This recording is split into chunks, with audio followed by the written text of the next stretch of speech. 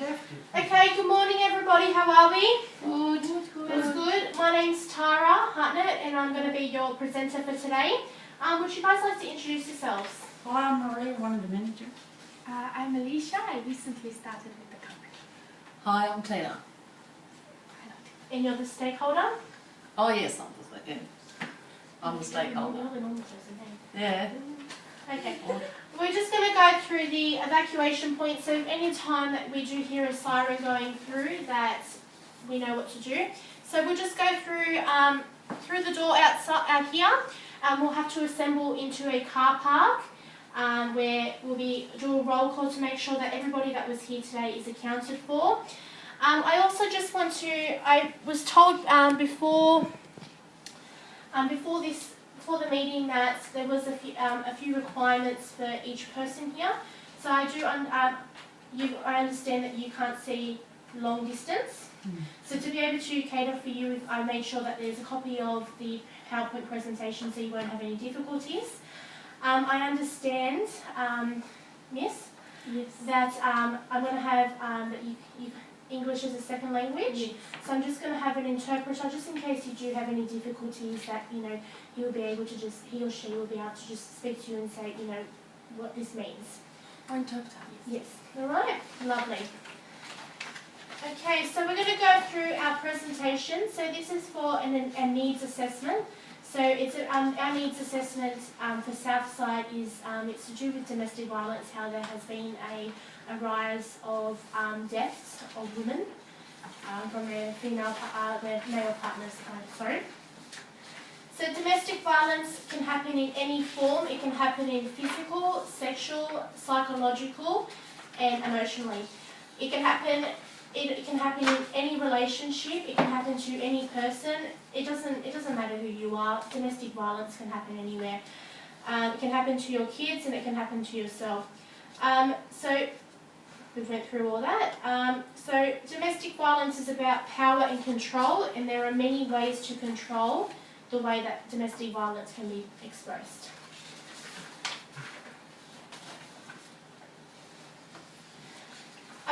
I just wanted to let you guys know before we continue, I've also got a PowerPoint presentation so that we're able to see on there and we're also able to see in front of us as well. So the introduction. The reason why that we're doing this needs assessment for domestic violence is because there has been a rise in domestic violence in the media to the point where several men killing women partners over the past year. Data has been collected and has found a rise area in conflict between the ages of 18 and 35 years old. The purpose of this needs assessment for domestic violence is to be able to provide support to our families in this area experiencing the conflict that may lead to a domestic violence. Extension funding for domestic violence program from Southside's community service. So our service is going to do an extension funding for the domestic violence. We're going to compose information for application to our Department of Communities for our funding to be able to see if we can create a program where we're able to help those in the community who need support that are experiencing domestic violence in their lives.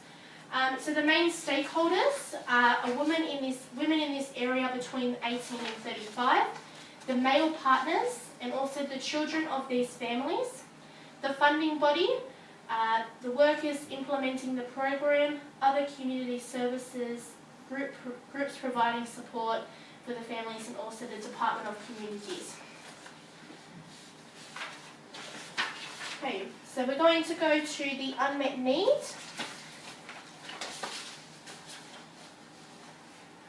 So the unmet need for women living in a relationship, so it's their emotions, so they're not getting the emotional support they're supposed to be getting from their spouse.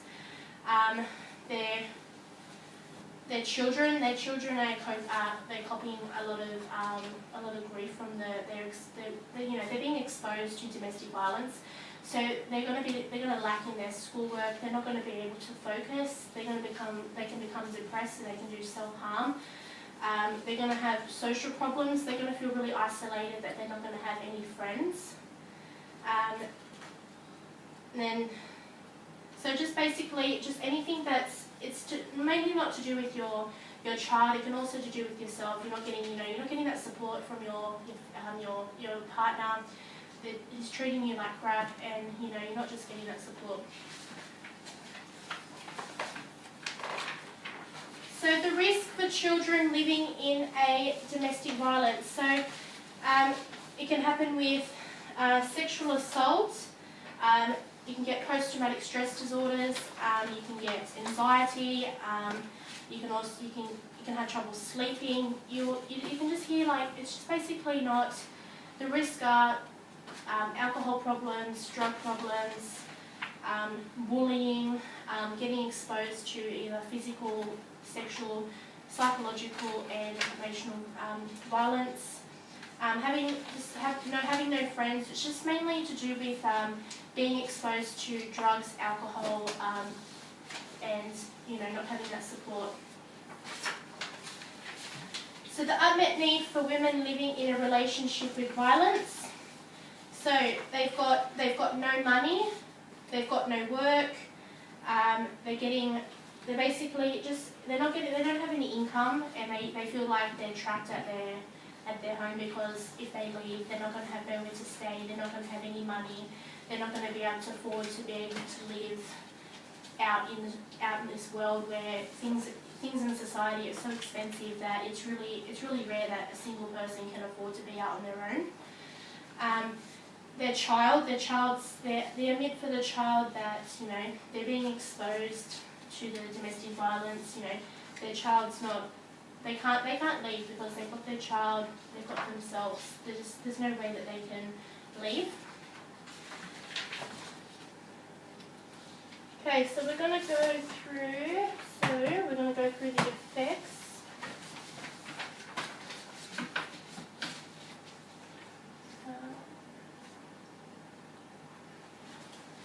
So an abused woman who lives in fear, unable to predict when the next attack will come. She may become isolated from her friends and also her family, and increasing dependent on her abuser. So she won't have any friends. That her partner could be very possessive, and he won't let her. There is a lot of partners out there that they won't let you speak to your friends, they won't let you speak to your family, they won't let you have any contact. You're only allowed to be in contact with him. In these circumstances, it can be very hard to make sense of what is really happening. Over time, the woman's self-esteem may be worn down. She may start to believe her abuser's insults. She may blame herself for the abuse or deny that it's even taking place. She may ignore it and hope that her partner will change. The unmet need in the area for living would be the birth of the children adds additional pressure on the family, financial insecurity, unable to leave the relationship due to no work experience, having no money, low self-esteem and no confidence, which leads to dependence on their male partner, poor communication skills and high levels of stress in the relationship. These are all the effects that domestic violence can have on the woman. Okay, now we're going to go to the findings and the viability of the new program development.